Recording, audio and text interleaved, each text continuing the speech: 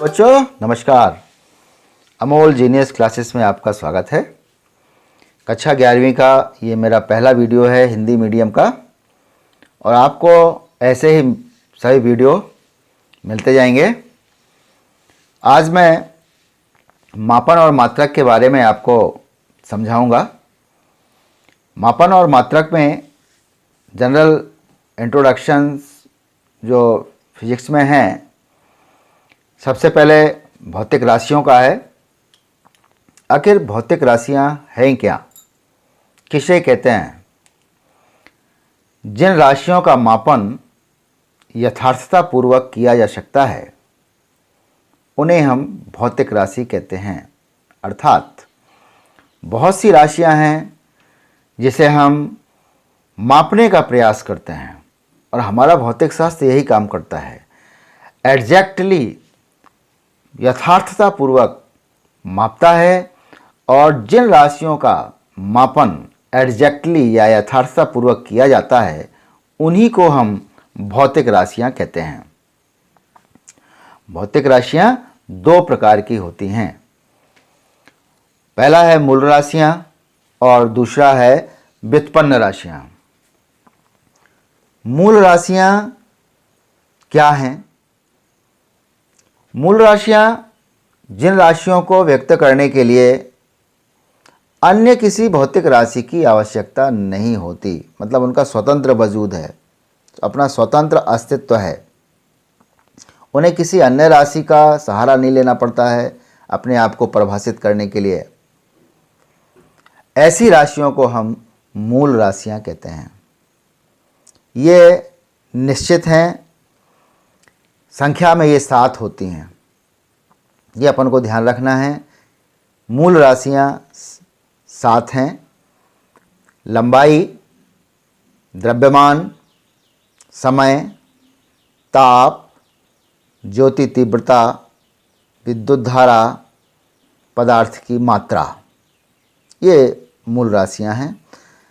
फिर आगे पढ़ोगे आप कि कुछ मूल राशियां व्यक्त करने के लिए या भौतिकी में अन्य राशियों को व्यक्त करने के लिए मूल राशियों की ही आवश्यकता पड़ने लगी।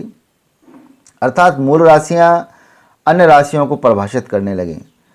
ऐसी राशियों को हम व्युत्पन्न राशियां भी कहते हैं। व्युत्पन्न राशियां क्या हैं? जिन राशियों को मूल राशियों से निकाला जाता है, मूल राशियों से व्युत्पन्न किया जाता है, उन्हें व्युत्पन्न राशियां कहते हैं। उदाहरण है जैसे क्षेत्रफल। क्षेत्रफल की परिभाषा में अगर जाओ तो लंबाई गुणे चौड़ाई। यहाँ चौड़ाई भी क्या, लंबाई ही है। यहाँ देखिए मूल राशियों में आ गया तो लंबाई गुणे लंबाई मतलब लंबाई का स्क्वायर, लंबाई का वर्ग। तो क्षेत्रफल को व्यक्त करने के लिए ये देखिए मूल राशि लंबाई है।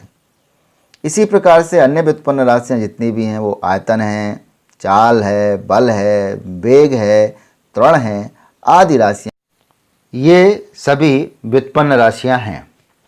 आगे हम पढ़ते हैं मापन के मात्रक।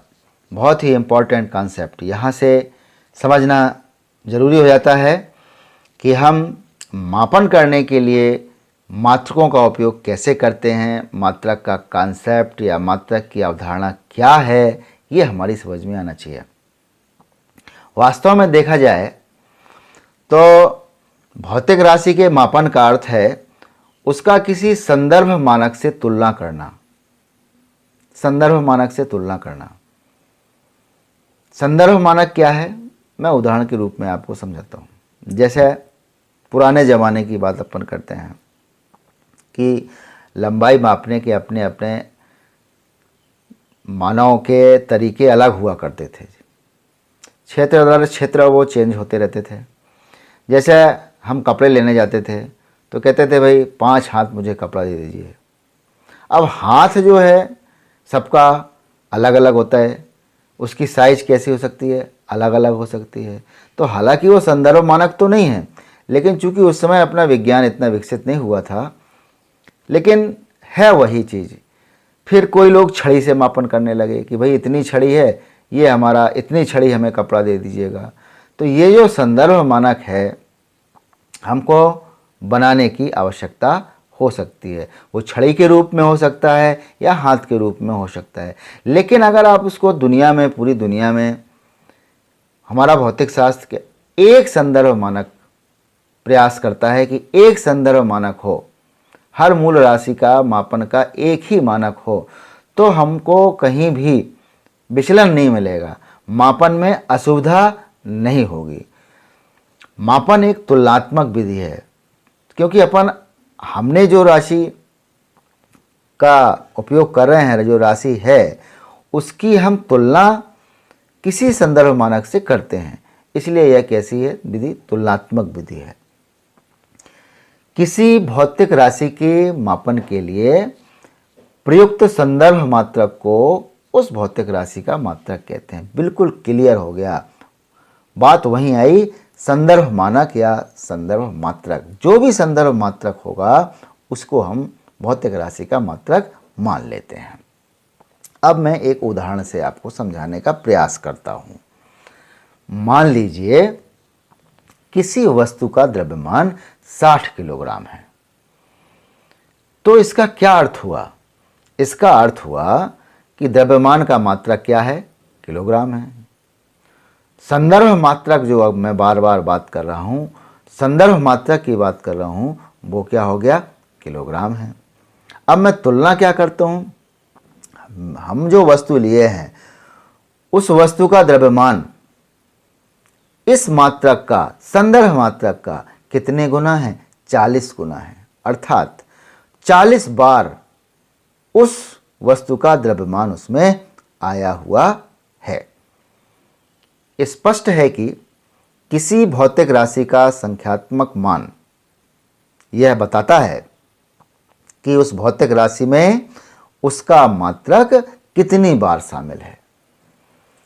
जैसा कि मैंने अभी आपको बताया, किसी भी भौतिक राशि का परिमाण उसके संख्यात्मक मान और मात्रक के गुणनफल के बराबर होता है। 60 यहाँ पर क्या हो गया? संख्यात्मक मान, और किलोग्राम क्या हो गया? मात्रक हो गया। तो दोनों का गुणनफल भौतिक राशि का क्या हो गया? परिमाण हो गया। अब हम इसको अपने समझने के लिए लिखते हैं। यदि मात्रक को हम ले लें U1, मात्रक का संकेतन ले लें U1, होने पर किसी भौतिक राशि का संख्यात्मक मान N1 ले लें, तथा हम उसी मात्रक को थोड़ा बदल के U2 ले लें और उसका संख्यात्मक मान क्या हो जाए? N2 हो जाए। तो हम देखते हैं N1 गुणे U1 बराबर N2 गुणे U2 बराबर एक नियतांक होना चाहिए। अर्थात संख्यात्मक मान मात्रक के व्युत्क्रमानुपाती होता है। n व्युत्क्रमानुपाती 1/u। अर्थात हमारा रिजल्ट क्या आया? किसी भौतिक राशि का संख्यात्मक मान उसके मात्रक के व्युत्क्रमानुपाती होता है। ये बच्चों आपको समझना है, ये ध्यान रखना है, ये इसका परिणाम, रिजल्ट है कि किसी भौतिक राशि का संख्यात्मक मान उसके मात्रक के कैसा होता है? व्युत्क्रमानुपाती होता है। अर्थात क्या मतलब हुआ? अगर संख्यात्मक मान कैसा है? छोटा है, तो उसका मात्रक क्या होगा? बड़ा होगा। संख्यात्मक मान बड़ा है तो उसका मात्रक कैसा होगा? छोटा होगा। अर्थात मात्रकों की अब विशेषताएं बहुत इंपॉर्टेंट, परीक्षा की दृष्टि से ये पूछा जाता है परीक्षा में, मात्रकों की विशेषताएं या लिखिए, तो हम समझ सकते हैं कि मात्रक कैसे होना चाहिए? सुपरिभाषित होना चाहिए। अर्थात जो भी आपने भौतिक राशि का मात्रक उपयोग किया है वो सबकी समझ में आना चाहिए। ऐसा नहीं कि आपने बहुत बड़ा मात्रक बना लिया, अब सामने वाले समझ ही नहीं रहे हैं कि 1 रुपये में, सपोज उदाहरण के रूप में बता रहा हूँ, 1 रुपये में इतने इतने इतने इतने इतने पैसे, मतलब उसको काउंट ही करते रहो।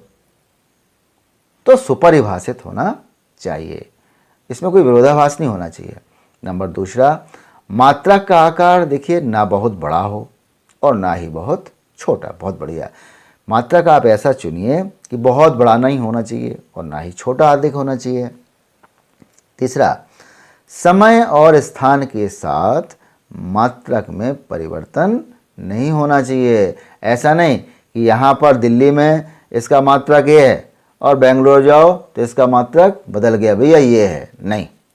कहीं भी स्थान बदल जाए, समय बदल जाए, लेकिन अपने मात्रक में परिवर्तन नहीं होना चाहिए।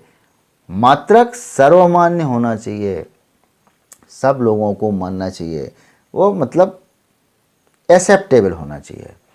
और लास्ट है, भौतिक कारक जैसे ताप, दाब आदि से मात्रक को अप्रभावित होना चाहिए, अर्थात ताप और दाब आदि का उस मात्रक पर प्रभाव नहीं पड़ना चाहिए।